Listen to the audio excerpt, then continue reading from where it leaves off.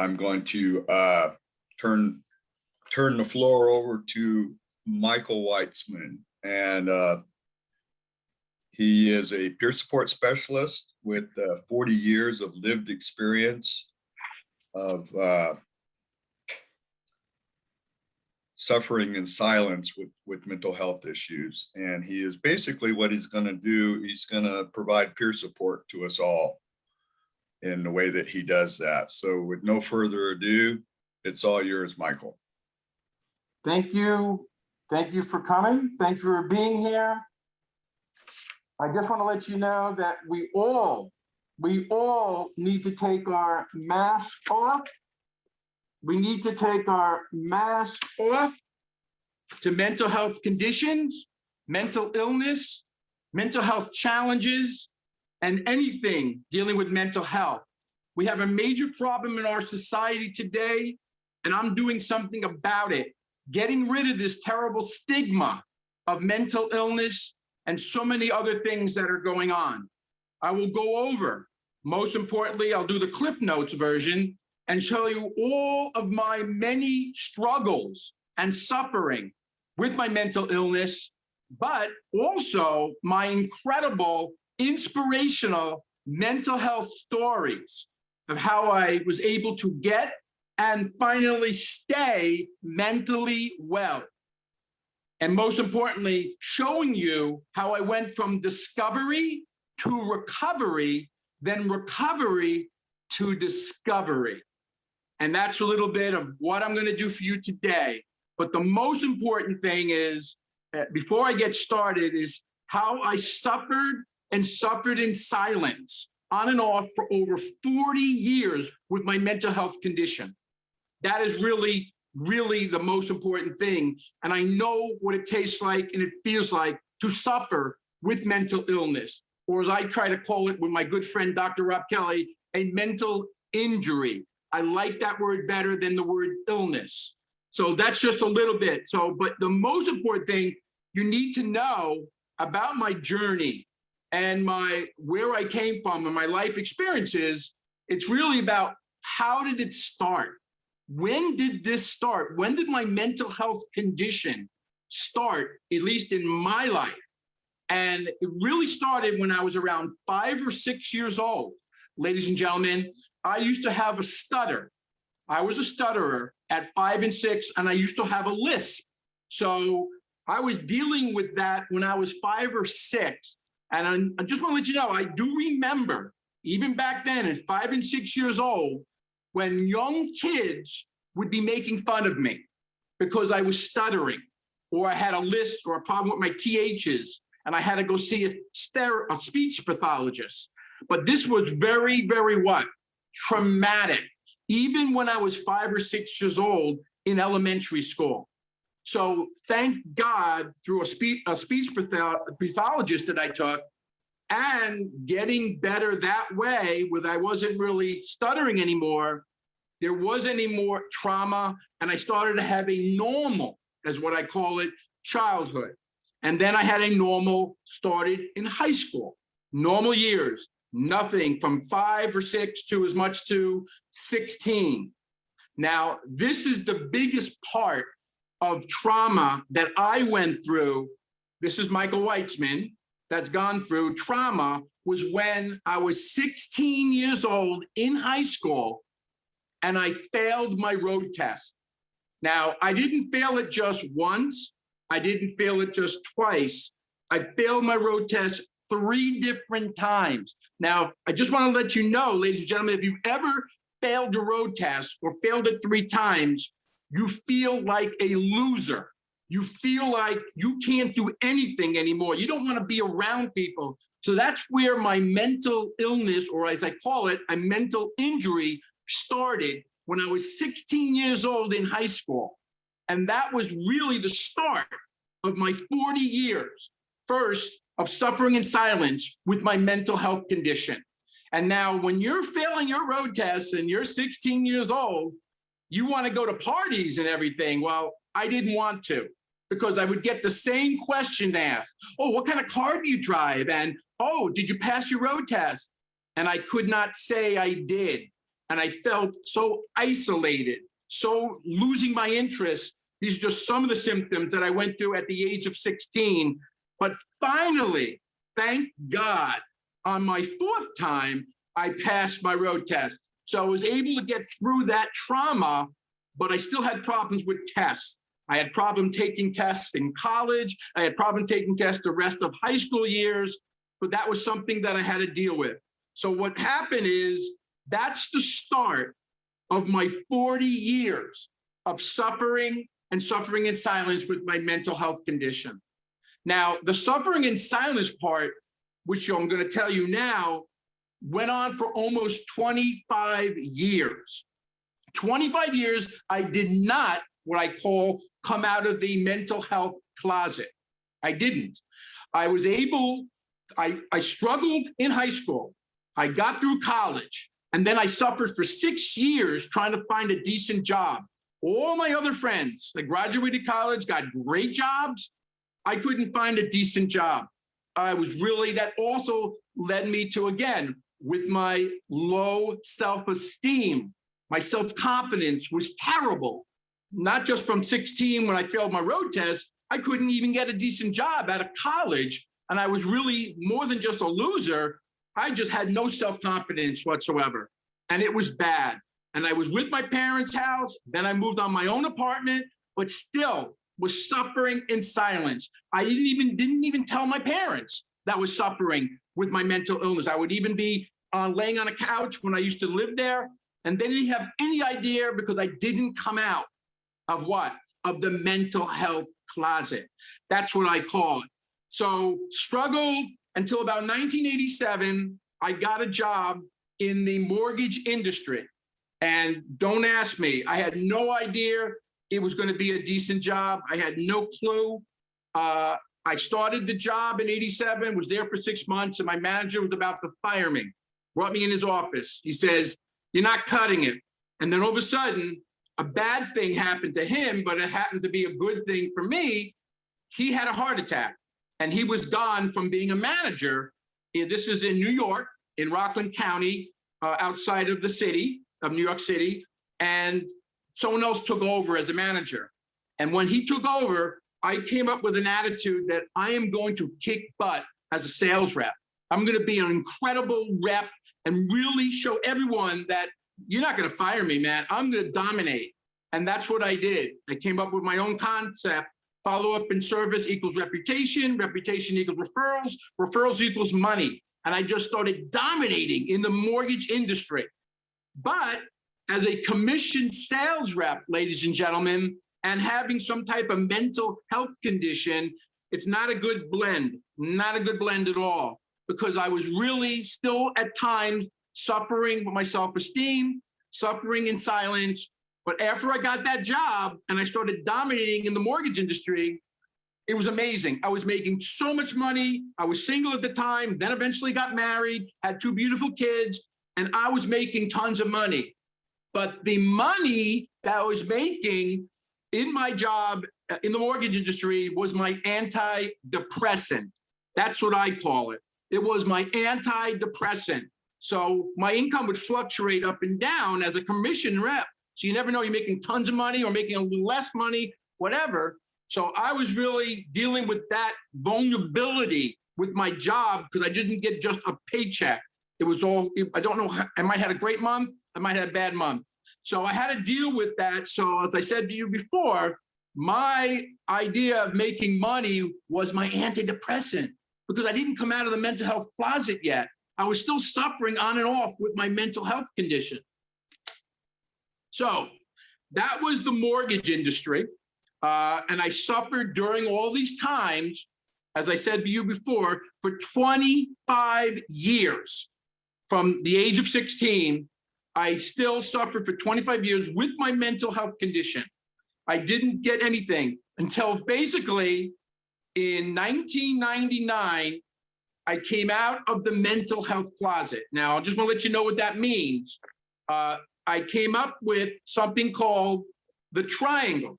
And what the triangle is that I needed to do something. I was really starting to suffer a lot, you know, especially during the years of you'll see from 2005 to 2014. But I was married, 2 young girls, but in 1999, in the mortgage industry, still doing okay, but still having my ups and downs, I got on the psychiatrist, the meds, and the talker. I call that, you'll hear this a lot, called the triangle. So I was on the triangle, started that to get what? To work on my recovery in 1999. That's the whole start of it. So I went to see a psychiatrist.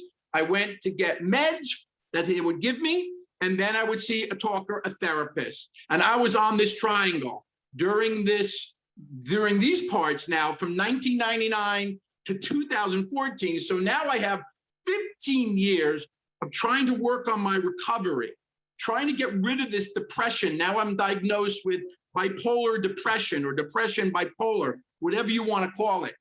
But the problem still came about, even the 25 I suffered in silence and the 15 years that I'm suffering right now while working in the mortgage industry. And then after that, when I wasn't working in the industry, I couldn't what? I couldn't get and stay mentally well. That was a thing that really boggled my mind. I tried so many different things. And what did I suffer? Which, like people like you out there, I'm sure you've suffered some of the things that I suffered through. I suffered through anger.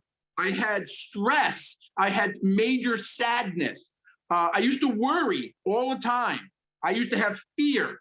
I have loss of interest, anxiety, overreaction. And then I used to do this, beat myself up because of this depression would not go away.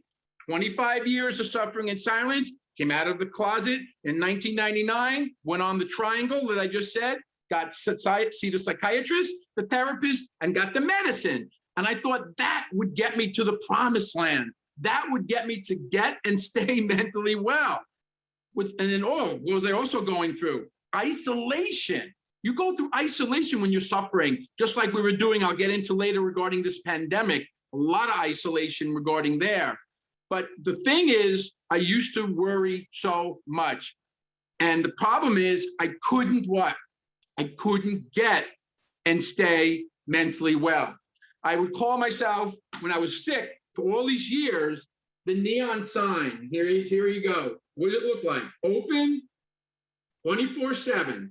And what does that signify? My depression. Bipolar was open like a diner 24/7. It never, I couldn't get better. It was always there. I go to sleep. I woke up in the morning. My depression is there again. I'm saying, oh my God, but I am taking medicine. I'm seeing a psychiatrist. I'm seeing a therapist. Why am I still sick with my depression? What other things I would go through? I would go through things where I would start feeling a little bit better and then bang, ticking time bomb would go off. Then I would feel a little better and then bang, the ticking time bomb would go off. I call that the ticking time bomb effect. I also went through it called the cave of hell.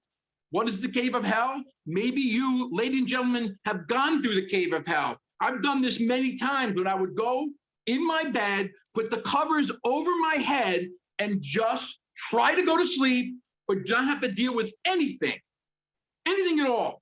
I'd have lost interest. I wouldn't even brush my teeth. I wouldn't even get out of the bed, leave the covers over my head. That's called the cave of hell. Did that many, many times because I suffered so many years with my mental health condition. And I couldn't get and stay mentally well. Got a little better, and then I got sick. And one of the biggest problems when you're suffering with a mental health condition or addiction or suicide thoughts, the problem is you have to keep finding the right combination. And one of the things I go in, when I used to do seminars, you've seen the Lay's potato chip, right? Well, Lay's potato chips, what is their slogan? You just can't have just one type of psychiatrist, one type of therapist, or one type of medicine. It takes what? A long time to find the right combination. You don't just want to keep taking this the rest of your life and all these different, this is just some of my medicine that I've taken.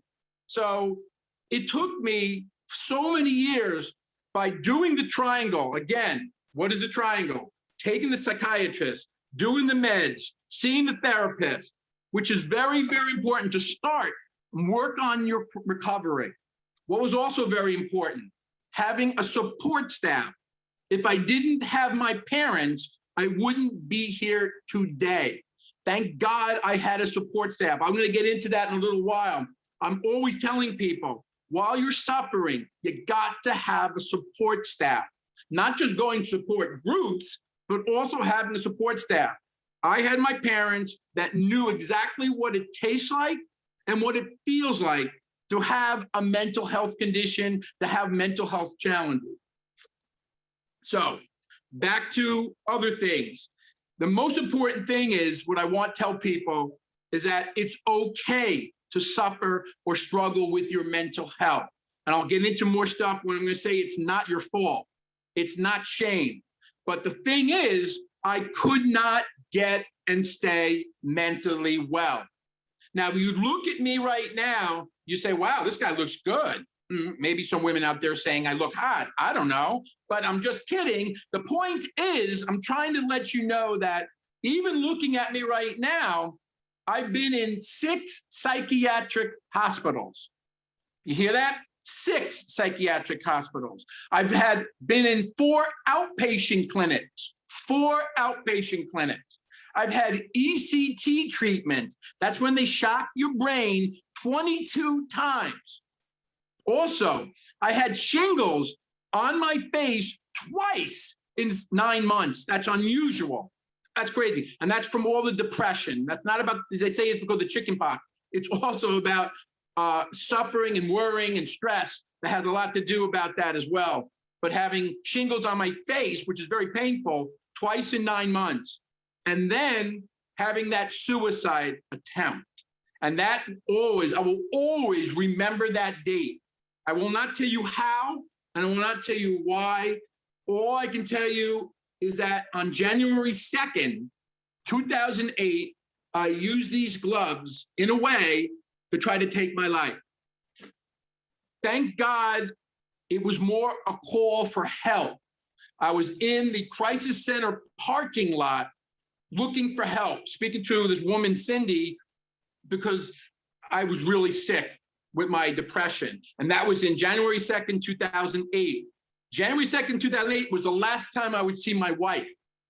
That was also a period of time that I wouldn't see my kids for a while until I finally worked on my recovery and tried to get better, which I did after 2008.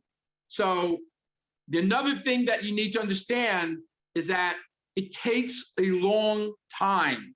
It took me, I'm going to get to the good part in a little while, but it took me over 40 years of suffering and struggling with my mental health condition, 25 years in silence, and finally came out of the mental health closet, and then 15 years still on the triangle, using support and trying to get and stay mentally well, which I still could not do.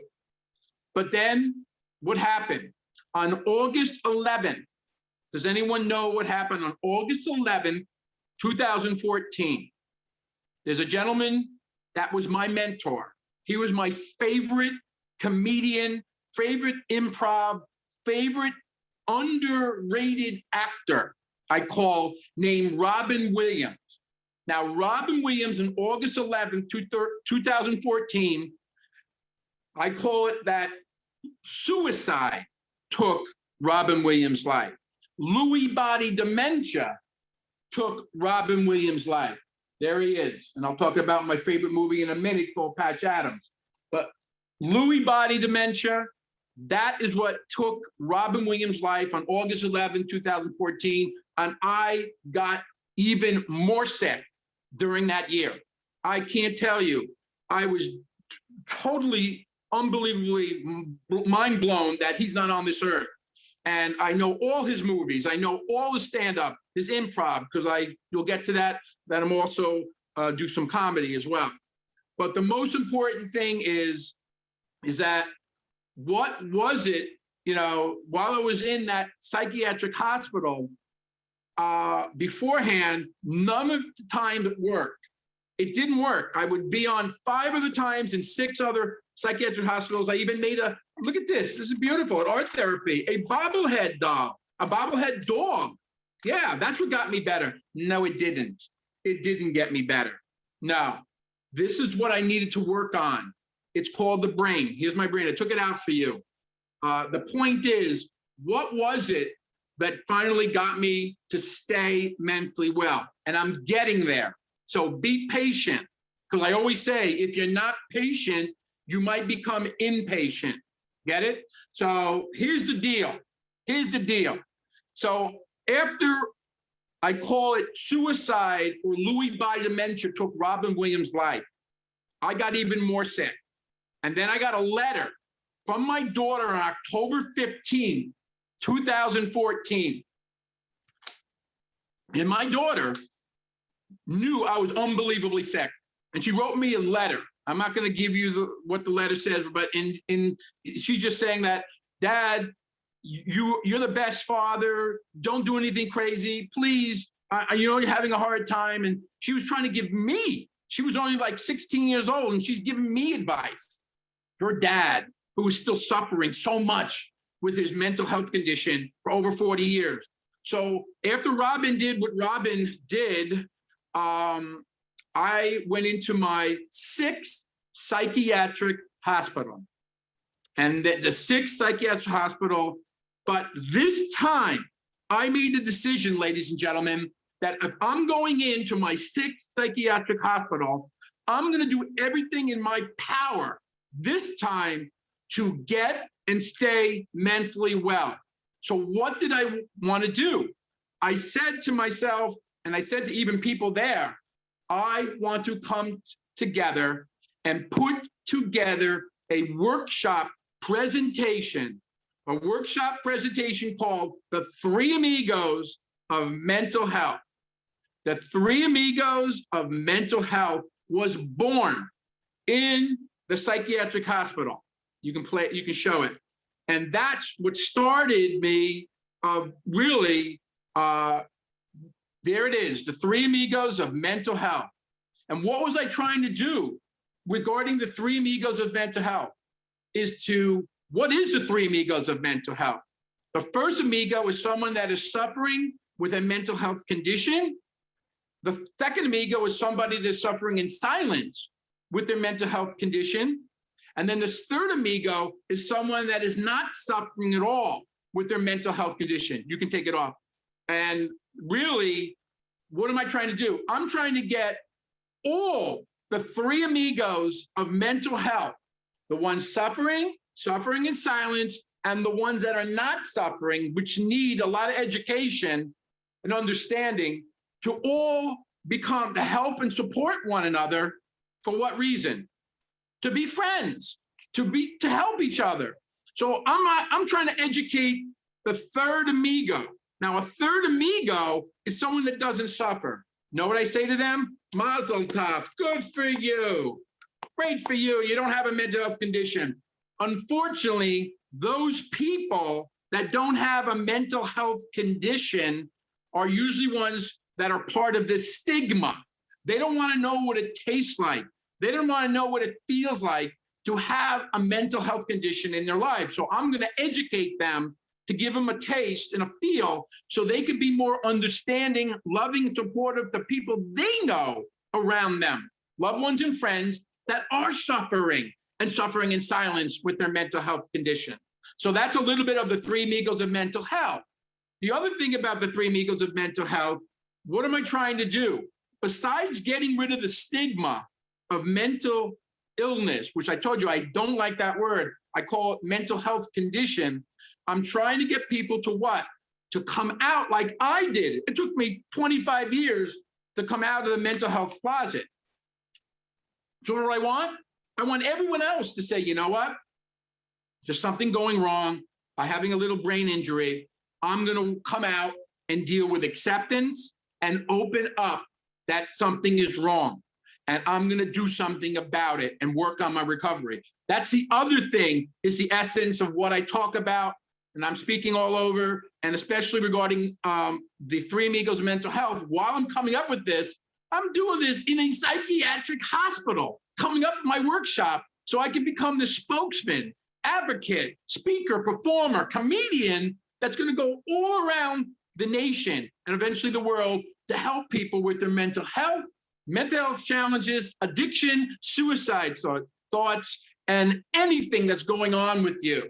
Because that, I have the experience. Boy, do I have experience of 40 years of suffering and suffering in silence with my mental health condition. So what else am I going to do? I'm going to tell my struggles, just like I'm doing now by doing this workshop, that telling my long history of struggling with my mental health condition, that it's okay to struggle as long as you're working on the recovery part. And I'll get into that in a minute.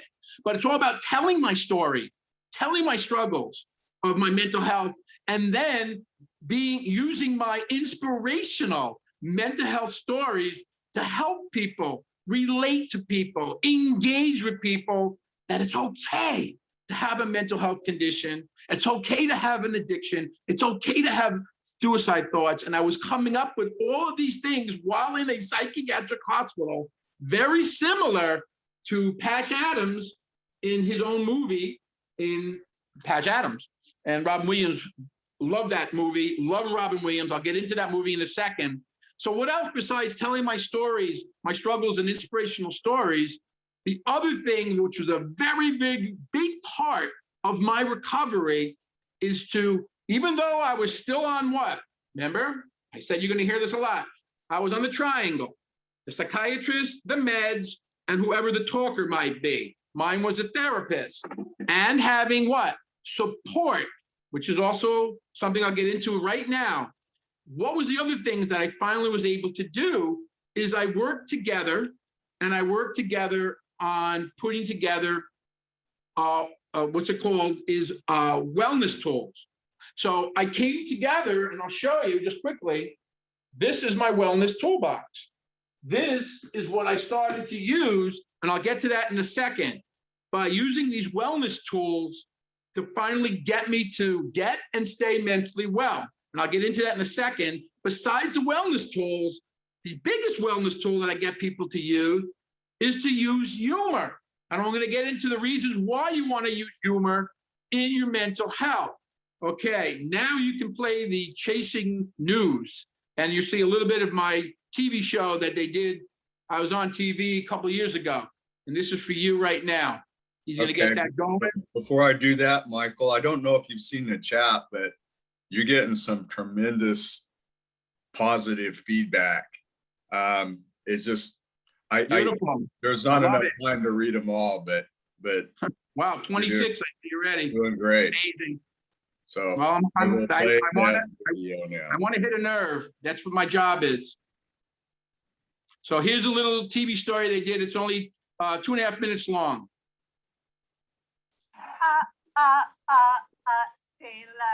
Staying alive.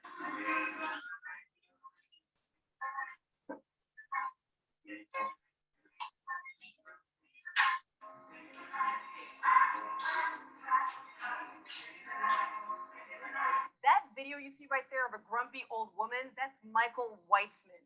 He's been to 6 psychiatric hospitals. He dresses up as Mrs. Staying Alive to raise awareness about mental health. Mrs. Staying Alive is a cross between Patch Adams and Mrs. Doubtfire. I always loved Robin Williams. I just thought he could have been the best spokesman for chronic illnesses, for mental illnesses. Then when he took his life, I said, all I had to do was get well. He saw an opportunity to speak out against the stigma of mental illness. Passion is what I have. And that's what's good, because passion comes from life experiences.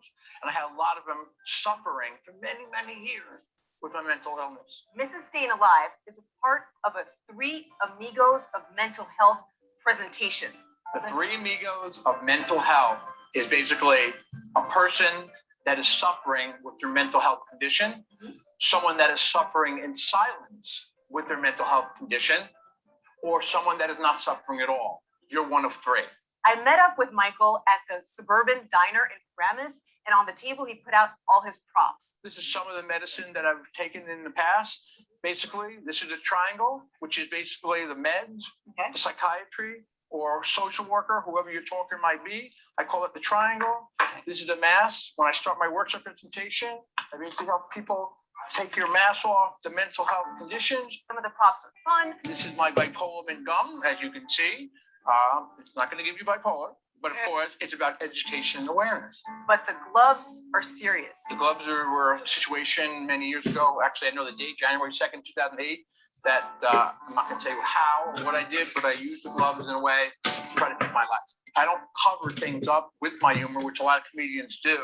I uncover things. I love this guy. There are more people talking about this today than ever before. Internal strength and coping skills and figuring it out on your own, saying you can try all the pills out there and all the doctors and all the therapies in the world, but until you kind of get yourself together, it's very hard to get over that.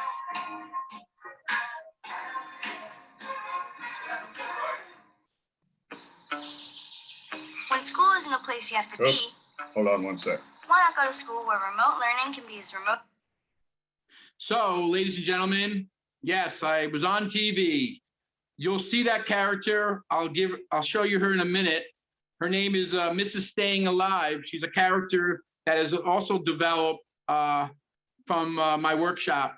But I wanted to get back to, I'll get into her in a second. She's very important to my workshop as well.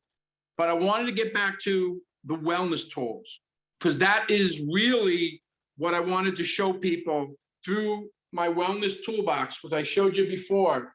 I have tons of wellness tools that have gotten me to what? To get and got me to stay mentally well. And, you know, when I struggled so much for over those 40 years on and off, suffered in silence and suffered with my mental health, even when I was on the triangle, I could not get and stay mentally well, even with support. But that is a wellness tool. So just to let you know, a couple of them, I'm not going to name all, but there are some of these wellness tools, and I send these wellness tools to everyone that wants to see these wellness tools. I also have incredible movies and books that I recommend people to watch and read. These are part of wellness tools. But just to give you a hint, putting together a to-do list. If you're very sick and you're having a hard time just getting up out of your bed, put together the to-do list during the night before or in the morning. Cross it off. I got out of bed. I brushed my teeth. I took a walk. It doesn't matter. It doesn't matter. It's all about what? Trying to get and stay mentally well. So putting together a planned to-do list, journaling is a great wellness tool. I do that so much. I do a lot of these wellness tools, I'm telling you now. I was into meditation. That's right. I had a spiritual life coach that got me into meditation. I also do deep breathing exercises. I do yoga. I do affirmations. You know what an affirmation is? Now, I'll give you an example. Look at something inside your body that you want to stop doing. Me, I used to worry all the time. So I used to worry. So I came up with an affirmation saying, stop worrying as much as you can so you could become a much healthier man. Might sound corny, but I've been saying that for 6.5 years in my shower, and it's become a reality. So these are affirmations that I would do. Another one is that I used to overreact all the time with my depression and my sadness and all the things that I went through when I suffered with my mental health condition. And I used to say, so I used to overreact. So I would go in my shower now and say, overreaction is not the way. Just take a deep breath and have an amazing day. As simple as that. Those simple words as a wellness tool got me to stay mentally well. What other things? Put together a creed. You have prayer, faith, God, Bible, Jesus, if that's what you're into. Go to a temple, church. These are all wellness tools. I am a Jewish man. That is correct. I'm a Jewish man that believes in Jesus. I accepted Jesus 10 years ago. It's a wellness tool. These are the wellness tools I use. Spiritual life coach, you might want to try. Music. Listen to music is amazing. It's a wellness tool. Lighting candles, the smell, aromatherapy. It's a wellness tool. Dancing, might not look like it, but I'm a damn good dancer. Also, support groups, I said before. I said yoga. I said reading books like The Power of Now by Eckhart Tolle, Wayne Dyer. Oh, I love this guy, Wayne Dyer. He died a few years ago. He's all about self-improvement. Get into self-improvement books and tapes. His thing, Wayne Dyer would say, I'm not better than you. I'm just better than I used to be. Think about those words. That's what I want. I want to be educated. I want to be inspired, and I want to be made to laugh. So those are what I'm all about in my life. And now this is what I'm doing now as a peer support specialist, a professional mental health, memorable mental health, motivational, inspirational speaker, performer, advocate, peer support specialist, care coordinator, and stand-up comedian. Yes, I have other amazing credentials. And being a peer support, which has been amazing, I can relate to my audience. I can relate because I tried to also take my life. I also try to unmanage my medicine. Never had an addiction, but I sure know what it feels like and tastes like by doing my research. So what are other things, other wellness tools? I said, you too, walks on the beach, volunteering. If you're having a hard time and you're struggling, volunteer is a great way of doing it. Nutrition, having great sleep, inspirational, motivational quotes, supplements, herbs, eat healthy, keep a positive attitude, a gratitude list. I can go on and on and on. There are so many types of wellness tools. CBT, DBT, these are other things that can help you. There's so many things that you can try, but I just want to let you know, there is one wellness tool. Even though Jesus and God are up there pretty high as a wellness tool, there's one that is my biggest wellness tool. And my biggest wellness tool is humor. Yes, that's right, ladies and gentlemen, humor and laughter and smiles. Now, let me ask you a question. Do you think using humor and laughter and smiles is going to be good for your mental health? Well, let me tell you, it is 100%, 150% why you want to have humor and laughter and smiles in your life. You know why? Let me give you one. But before I go into the reasons you want to have humor and laughter and smiles in your life, this I came up with while I was in my psychiatric hospital. I just partnered with Wrigley. Can you see? I just partnered with Wrigley's. That's right. I just partnered with Wrigley's and I created Bipolamin Gum. That's right.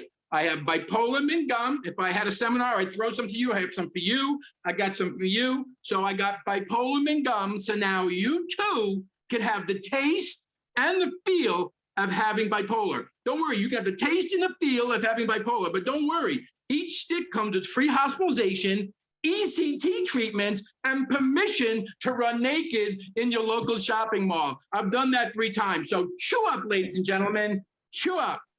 What's the message? It's about having fun with your mental health, not making fun, having fun. That's what it's all about.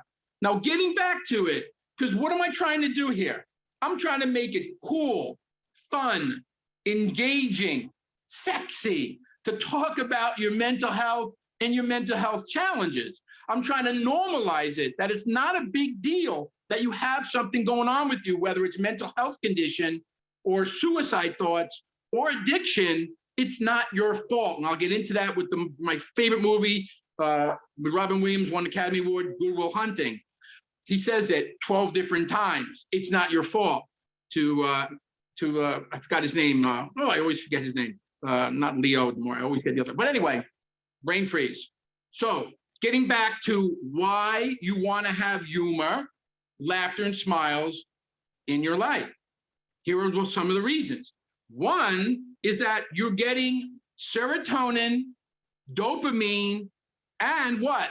Endorphins to get released from your brain. These are all makes you warm and fuzzy, really happy feeling. It's like a reward experience. You know, endorphins lift your mood. They promote a sense of well-being. That's why you want to have humor, laughter, and smiles in your life.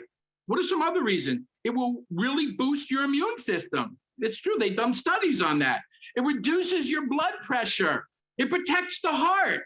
It dulls and kills the pain. What else will it do? It alleviates stress and anxiety and relaxes the whole body. It's a natural beauty enhancer. Look, I'm just kidding on that one. But the point is, it produces empathy. It's contagious. If you start laughing, I'm going to start laughing. That's fantastic. It's also increased attention. Now it's the way to success. When you go for a job interview, use a little humor, appropriate humor, and then talk to your boss. I don't know if you want to put the red nose on, you could. You see how he responds. But you know what else it's good for? Instead of increase productivity, I want to take my workshop everywhere, not just to Amazon or this company or IBM. 1 out of 4 people in that place, in an organization, has a mental health condition. You hear what I just said? 1 out of 4. How about the one that's being diagnosed? How about the ones that are suffering in silence, have not come out of the mental health closet? How about them? So the other reasons is it will improve your feeling of well-being, having humor, laughter, and smiles in your life. And the biggest reason you want to have humor, laughter, smiles in your life, it will make you live a longer life. You know how I know that? I Googled it. No, the serious thing, it will. George Burns, Bob Hope, they all live to be 100. I'm not saying all comedians live to 100, but there's so many. Humor and laughter and smiles. And this one, ladies and gentlemen, is my favorite part of humor, laughter, and smile. How many times does a 4-year-old laugh and smile during the day? You hear me? How many times does a 4-year-old laugh and smile during the day? 300 to 400 times a day. Wow, that's a 4-year-old. Now, ladies and gentlemen, how many times does a 40-year-old laugh and smile during the day? A 40-year-old laughs between 3 to maybe 12. What is that telling you, ladies and gentlemen? You got to have more, what? Humor, laughter, and smiles in your life for your mental and your physical health. That's what you want to do. So this is something I want him to play right now. He's going to play you from my favorite movie. It's called Patch Adams. He's going to play one of my favorite touching scenes in that movie right now with Robin Williams. Watch this, and I'm telling you, hopefully it will change your life. Goal be to break the program response by changing normal parameters and getting a new That's not it. emotional response from the person. That's Ready? not it. Hello. Hi. No, but you're supposed to put the, Wait. I don't get it. Hi is a program response. I reached her. I scared her. Wait for it. Oh, A smile. you have the one in the hospital? Remember the one in the hospital? There's more. Come on. Jim? Howdy. Oh, hold on. See, response time is diminishing. Yesterday, I made 12 random phone calls. That was not the right one. Hold on. It's coming. Don't It's a- worry. It's a good one. I'm gonna play this while I Told me find it. amazing things, Truman. Okay. What's this all prove other than you're out of your mind? Truman, what's the difference between a doctor and a scientist? And don't say salary. People. We want to become doctors because we want to help people. I want to be a pediatrician. Okay, little people. The point is, if you want to become a doctor, we have to learn to treat the patient as well as the disease. That's why we have to dive into people. Wade into the sea of humanity, Truman. 407 right upstairs on your left. It's coming, guys. I'm sorry. I thought I had it pulled up. Here It's we go. coming. Here comes my favorite movie I recommend for you to watch, Patch Adams. Here it is. Sorry about that. Don't worry. We're not perfect. Either are you and neither am I.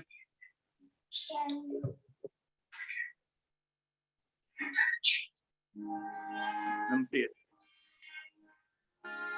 We can't see it. Can't see it. Okay. I need to go back to, Be patient, ladies and gentlemen. You're gonna like this. It's from my favorite movie. I recommend for everyone to watch, not even just one time, several times, Patch Adams. And you're gonna see the scene right here. Here you go. eventually we get it right. Yep.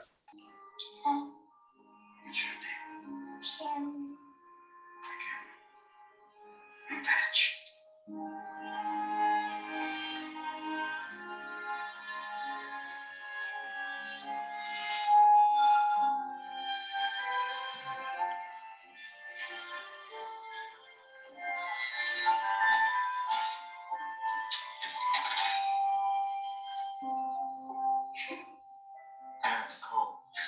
It's the minute cold. It's almost red. Oh, it is. It's red.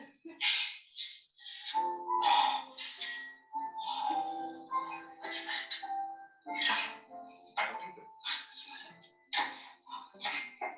That's it.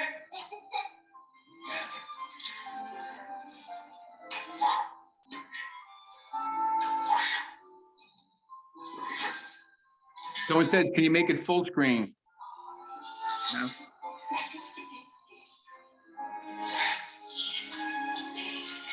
A little better.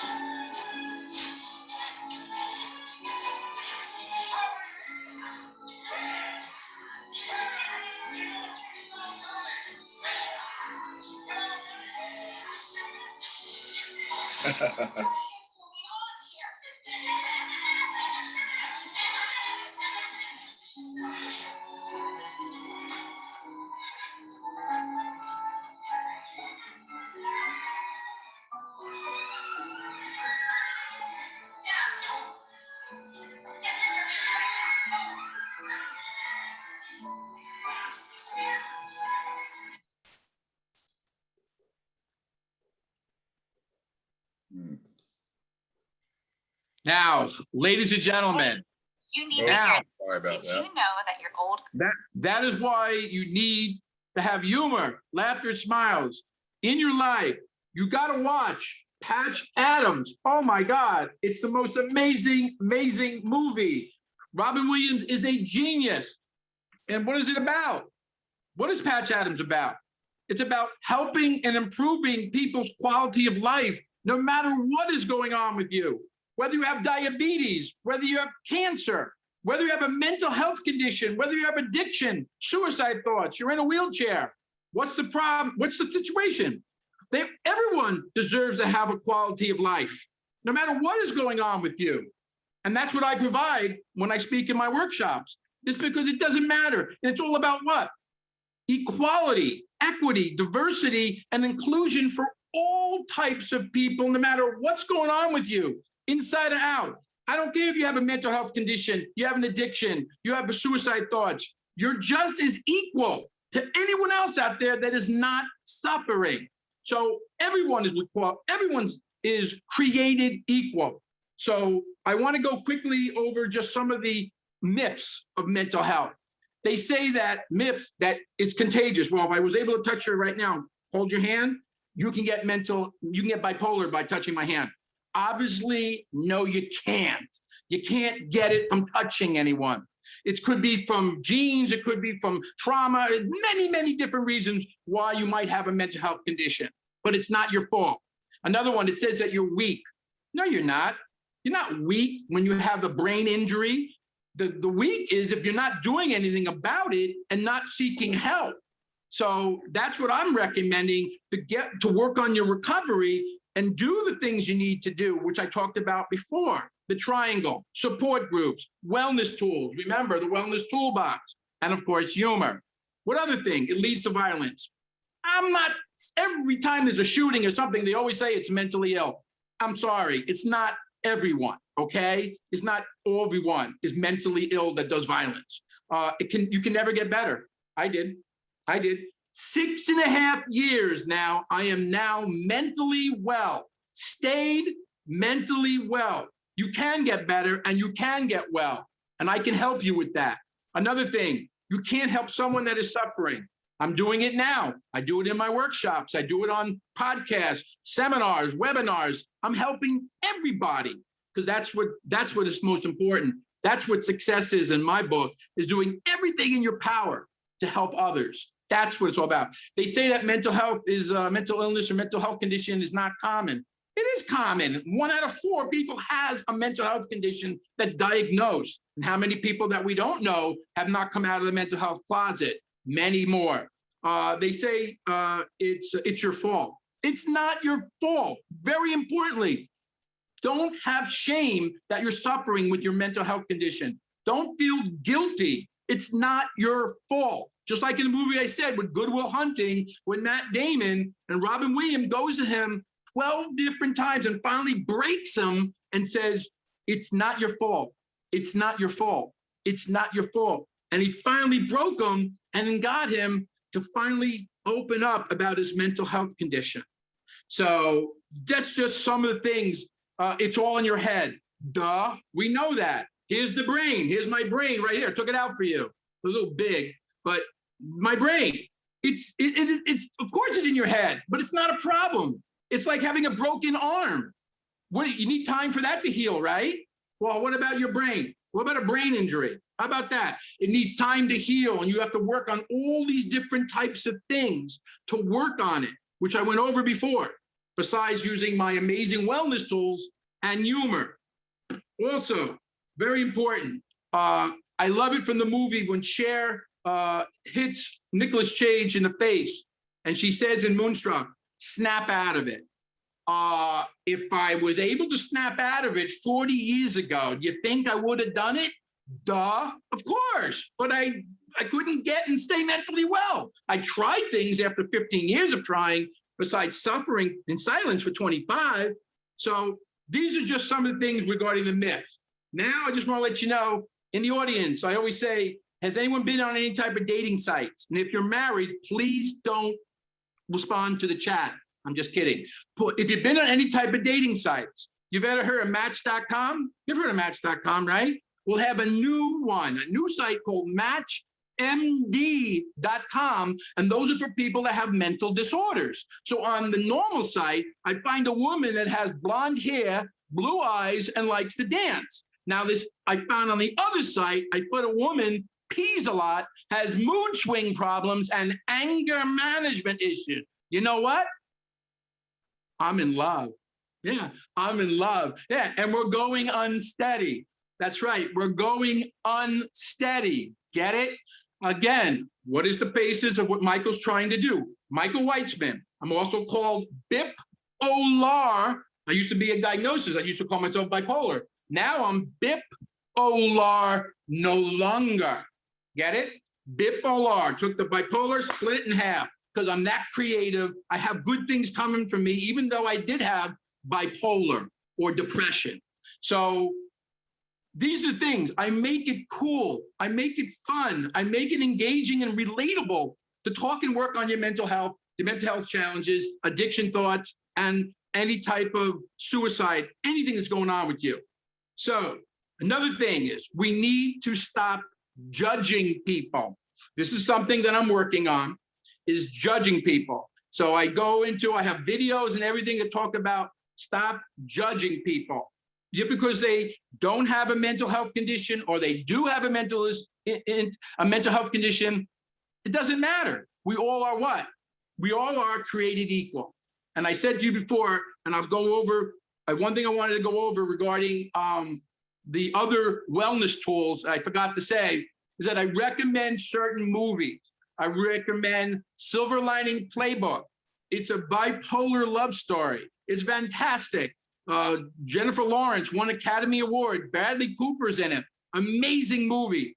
You saw my Goldcast video. That was with. Oh no, we didn't do. Did we do the? We did the Goldcast. Yeah. Did we do the Goldcast? No, we didn't do that one yet. Did we do? No, we didn't do that one. We're gonna do the Goldcast. You know what? We're gonna lead to it right now to do the Goldcast video, which is perfect. We're going to go right into that. The video, it's 6 minutes long. You're really going to love it. It starts off with Bradley Cooper from the movie Silver Lining Playbook. And I'll leave him to my virtual assistant. He's more than just a virtual assistant.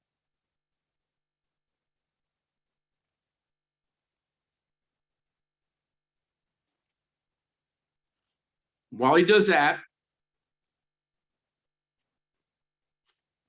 you need to watch certain movies that are mental health movies that I recommend. Good Will Hunting, so many, Pay It Forward. There's so many movies, 7 Pounds. Here we go, ladies and gentlemen, enjoy. Can't hear it.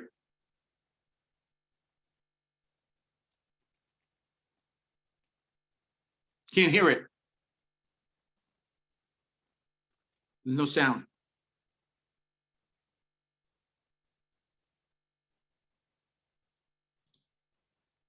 You feel shame or How's that? stigma or embarrassment? That's why my favorite movie is Patch Adams, and my other favorite movie is Mrs. Doubtfire. People want you to be a certain way.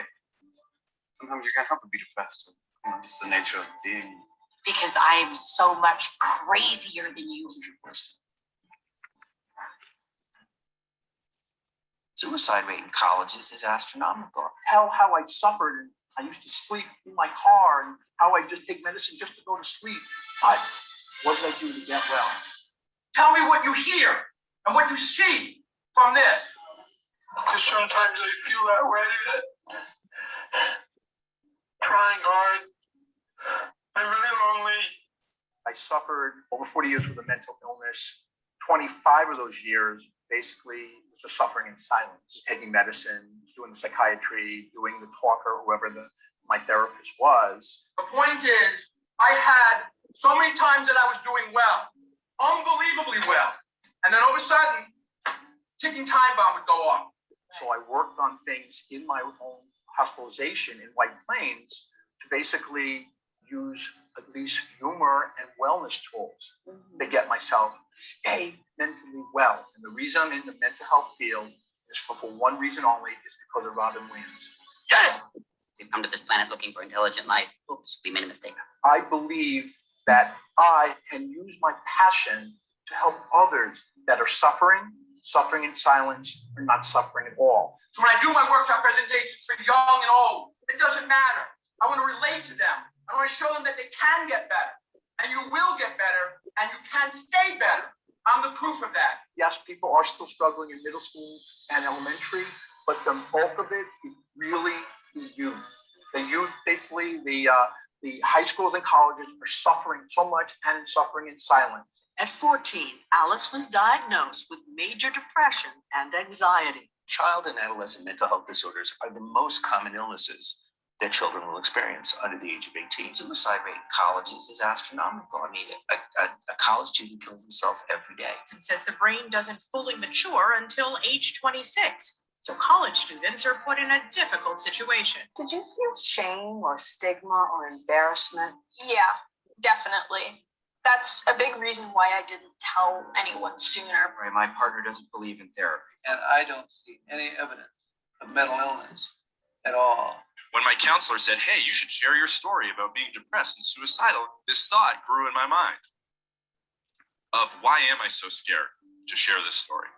Why am I so scared to talk about it? And the only thing I could think of was that maybe in some way I was embarrassed. I felt this sense of shame, and people talk about the stigma of mental health all the time. I'm just asking the schools and other places to let me be a resource. I'm not going to be the ever-all for everybody. Right. But at least have me tell my story. I want to get rid of this terrible stigma, discrimination, oppression, whatever you want to call it, of mental illness. Okay, for the first time, MIT is requiring incoming freshmen to complete an online program teaching them about the warning signs of depression, suicide, and other psychiatric issues before they take a single class. Takes a lot of guts to talk about this publicly. We're very proud, and she's led the way as she's gotten help. She's been outspoken. She's trying to help other people. So we're just along for the ride with her. What do you want your parents to know about you? I am so much stronger after coming out of this. And if I didn't have the parents I have, I really don't think I could be sitting here today talking to you. I would do anything for them because I know that they do the same for me. But I would say hold on to hope, believe in them, and genuinely do that as much as you possibly can. They say it's about weakness. It's not weakness. Strength when you go and try to get help. That's strength. It's weakness if you're not going to do anything about your recovery. I'm proud to say that I'm living proof that someone can live, love, and thrive with bipolar disorder if they get connected with professional resources and accept support as soon as possible. And then they say, I love when people say it's all in your head. Is this all real? Or is it just happening inside my head? Of course it's happening inside your head, Harry. Why should that mean that it's not real? That's what mental illness does, Yes. right? Our brain takes on this life of its own that's beyond who we are. You know, that's what a disease does in our body. It takes away some of the stigma too. I mean, look, this brain is just different from that brain. Once you find an objective diagnostic test, the crushing stigma will start to fade away. Alex has been in therapy and on medication for 2 years. She's doing great. You know, got on a prescription when I was really young to help with my anxiety and depression, and I still take it today, and I have no shame in that. My mom had said to me, if you start to feel this way, talk to your doctor, talk to a psychologist, see how you want to help yourself. They say you can never get better. You can get better. You will get better. And you will stay better. I've done it. Other people have as well. This is what it's all about. I don't care how old you are or how young you are. I don't care if you have a disability or not, a mental illness or not, chronic illness or not. It doesn't matter who you look like, what you are. You need a quality of life. And we need to get rid of stigma.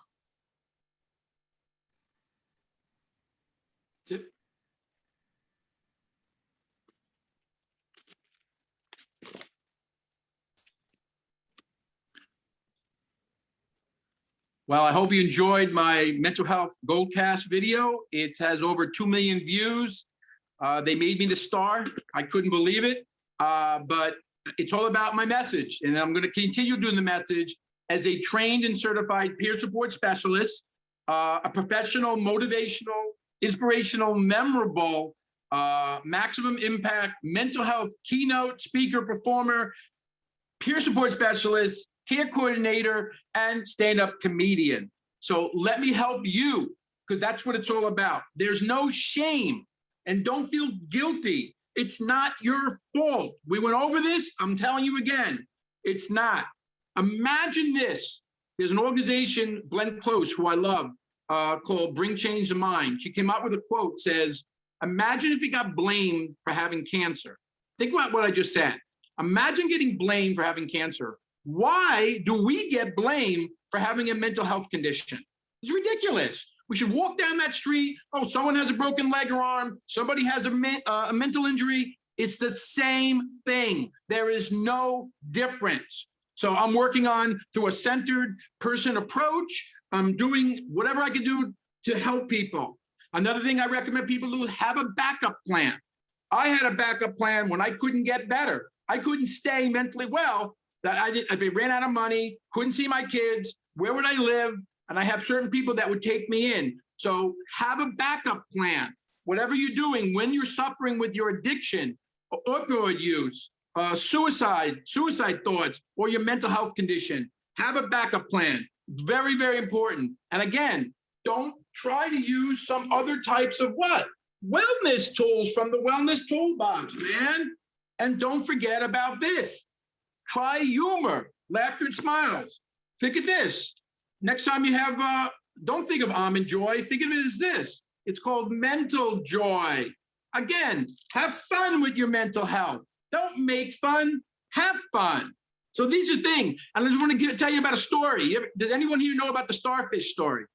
If you haven't, I'm going to explain to you. I didn't know it until 2 months ago. A little boy is on the beach and he sees all the starfish floating on the shore. Millions of them, all floating on the shore. So he decides he takes the starfish and keeps throwing them all back in the water, all back in the water. All of a sudden, an old man comes by and says, "What are you doing, little boy? What are you doing?" I'm taking the starfish, throwing them off. You can't take all the starfish that have floated to the shore. You can't take all of them and throw them in the water. So the little boy goes like this and takes one, and throws it in the ocean, and says, "But at least I made a difference in that one life." That's it. I do it one person at a time. If I can help with their mental health challenges, addiction, and suicide thoughts, then I'm doing the right job. And now I'll give you a little bit of a treat. This is somebody that has been auditioned 3 times on America's Got Talent. She just recently auditioned for Britain's Got Talent. She's getting very popular. Her name is Mrs. Here she is. She's gorgeous. Here you go. That's Mrs. Staying Alive. Do you see how gorgeous she is? That's Mrs. Staying Alive. Who she is? She's Patch Adams meets Mrs. Doubtfire. She's basically my own little tribute to the amazing Robin Williams. And all about what? Getting rid of this terrible stigma of mental illness and using humor as one of my biggest wellness tools to get and stay mentally well. And most importantly, she's all about equality, just like my workshop and just like Mrs. Staying Alive. She's all about equality, equity, diversity, and inclusion for all people. Doesn't matter what's going on with you inside and out, whether you have a disability, you're in a wheelchair, have cancer, have a mental health condition. We all are what?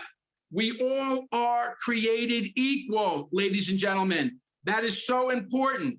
So these are just some of the things that I'm doing. And when you hear the word hope, see, hope is a very difficult word in my life because that was my ex-wife's name. So I always thought it was going to be hopeful or became hopeless. But the point is, we're not talking about my ex anymore. We're talking about the word hope. Hope, to me, stands for helping other people every day. Hope, H-O-P-E, helping other people every day. Or it says having opportunities perform effectively. That's how I think of hope, that H-O-P-E. And again, in the movie Patch Adams, I keep going to this movie because I love him. I love Robin Williams. I love the concept of Patch Adams. He's an amazing guy. He's still alive. He has a Gesundheit University. It's all about letting my passion.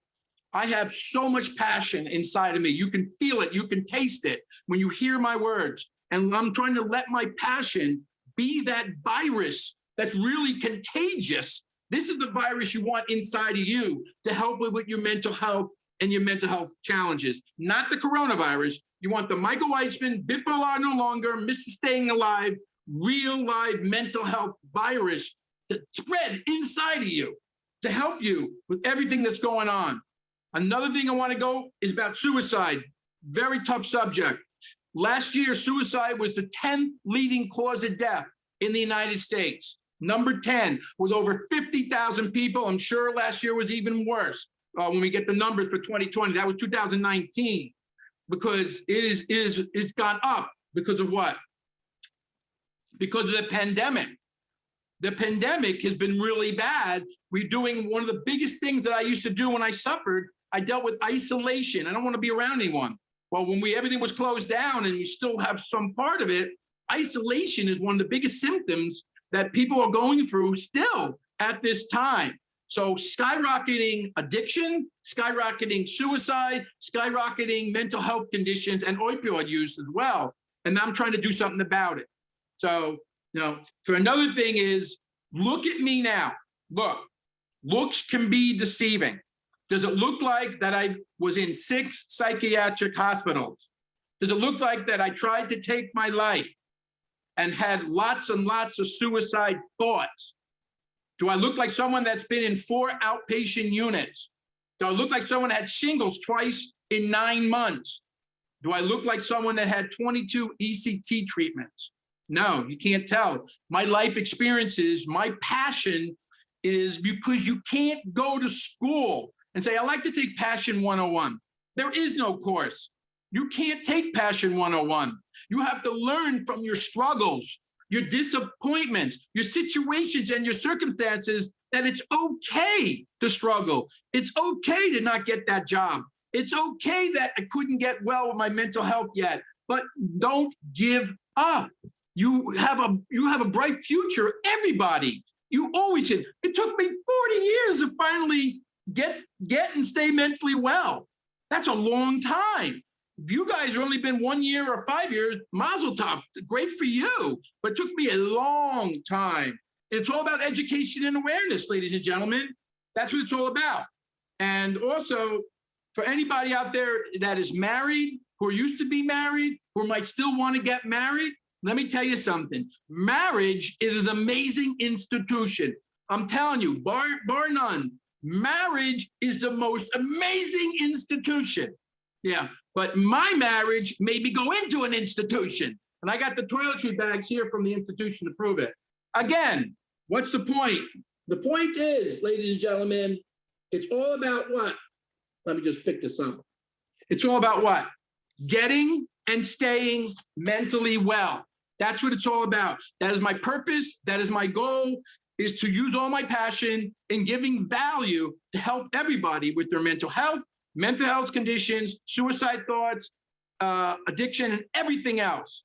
And it doesn't, as I had a situation, in the movie Patch Adams, he got diagnosed with excessive happiness.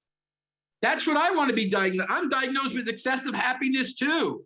Being happy, having humor, laughter, and smiles. That's so important to help you with your brain, mentally and physically. Whether you're going to have the bipolar gum or the Lay's potato chip syndrome, doesn't matter. Now this is my math. Yeah, stay safe, but have humor and laughter. I'm not making fun of the pandemic. I'm not making fun of that. I'm having fun with my mental health, physical health. This is very important. These are just some of the things that I'm doing.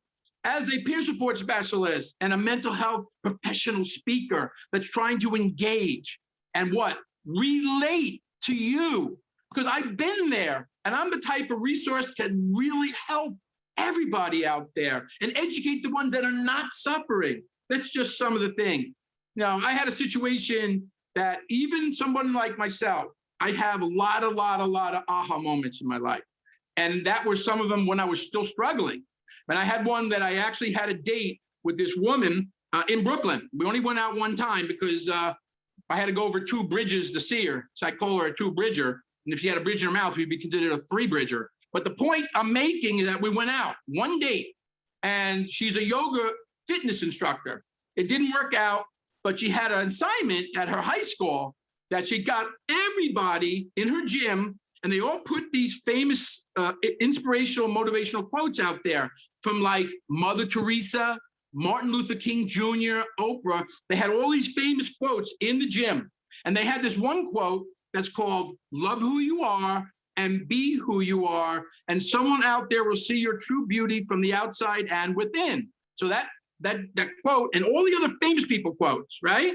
Martin Luther King Jr., Oprah, Mother Teresa, and everyone was picking the best quote that they liked the best. Well, this woman I had one date with, her name was Pamela, goes, "Oh my God," and she texts me, she says, "You're not gonna believe this, Michael." I go, "What?" She says, everyone they picked the "love who you are and be her" quote. 75% of the people picked that quote. You know whose quote that is? My quote. I have power in my words. I can be successful. I can be famous, but it's not the fame success that you think I'm looking for money. No, my ex has half my money. That's not important. What's important is using all your passion to help others. That's what success is. When someone reads, "I'm working on my book, I'm working on a documentary, I'm working on my movie. I want to do the 3 Amigos of Mental Health movie." You see the sign in the background. There I am with the sombrero. What am I trying to do? I want to make a difference in this world. I want people that either eventually read my book, or they watch my videos, or they watch my own videos I make, or they see everything, my workshops that I do. They come back to me and say, "You know what? You just helped my sister, or you just helped my son, or you helped my mom." That's success. I'm making a difference, like the starfish. I'm making a difference one person at a time, ladies and gentlemen. That's what it's all about. So what I can do now is that we're coming to a little bit at the end. And another thing I just want to say before we get into some questions, I'm gonna put out 2 questions. I want to just tell you what happened to me with the bagel man. This is something doesn't cost very much to do. I went into my bagel store that I normally go here in Westchester, New York, and I heard the bagel guy, an older man, about my age, he started talking to his clients. This is people buying bagels, you know, and stuff. And he said, you know what, I'm not doing well. I hate this. You know what, I really think I should take my life. This is enough. And I'm overhearing him saying this at the counter to his customers. I'm going, oh my God, this is terrible. So I waited for my bagel and then I got it, I left. And then I went to a flower place. And 3 days later, I went to him. I went in the back of the bagel place because I heard what he said about taking his life. I bought a $7 plant, wrote a beautiful note, put my name and my phone number in case he wants to speak. Maybe I can help him.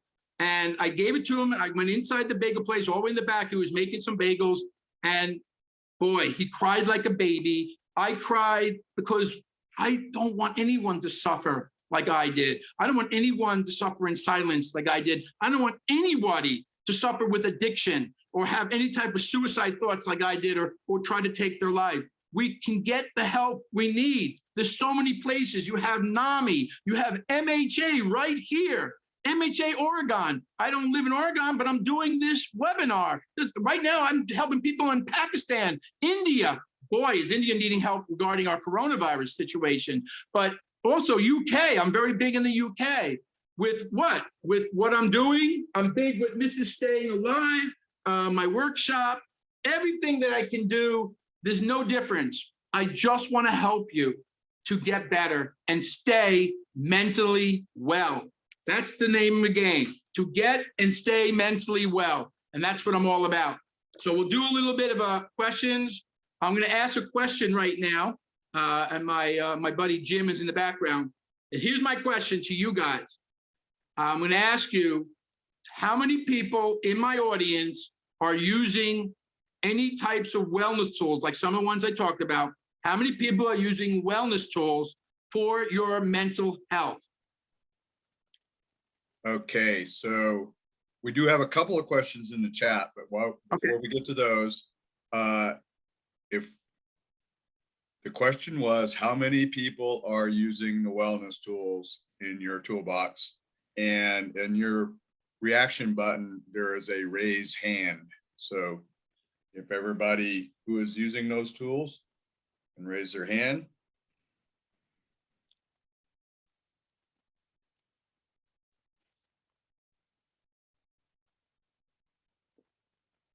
So I'm seeing 7 people have raised their hand. I bet there's more people than that are using this. Right. 9 people. 10. Okay. Should be more. So, right. So 12. Now, 12. Oh, we're getting up there. Yeah. All right.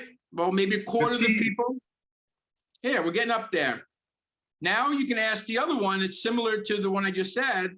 How many people are using humor as one of their biggest wellness tools for their mental health? Okay, so if you could lower your, or there you go, use the thumbs up.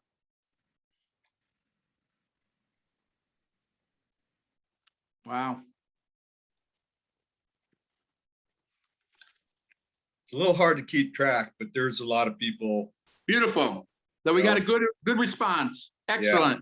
Now I can answer some questions if you want me to. Okay, let me scroll up. Martha asked, what are some thoughts on how folks with low energy or quiet personalities can use humor and mental health? And then she asking for a friend, LOL. Well, it's one thing if you're high energy and prone to jump around and joke, but for quieter folks, what are some of the ways they can bring upbeat, positive humor? Well, not everybody is as hyper as I am. Yes, that's right. I am pretty hyper. But even for people that are not hyper, or people that are very low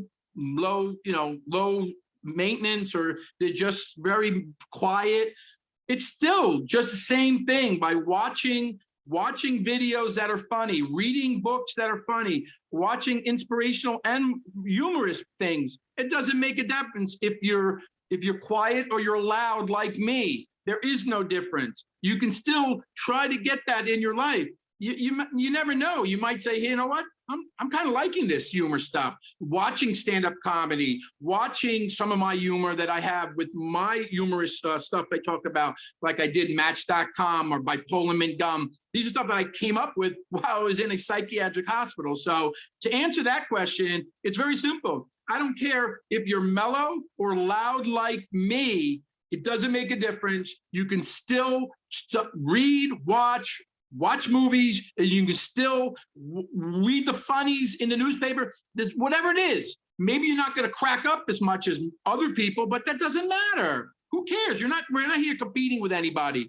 Try using humor, laughter, smiles, no matter how you are. It doesn't matter who you are or what's going on, and I just recommend that. Any others? Yeah, we've got a couple of more. Lillian asked, is the triangle still part of your toolbox? And then she went on to say that she's using the triangle.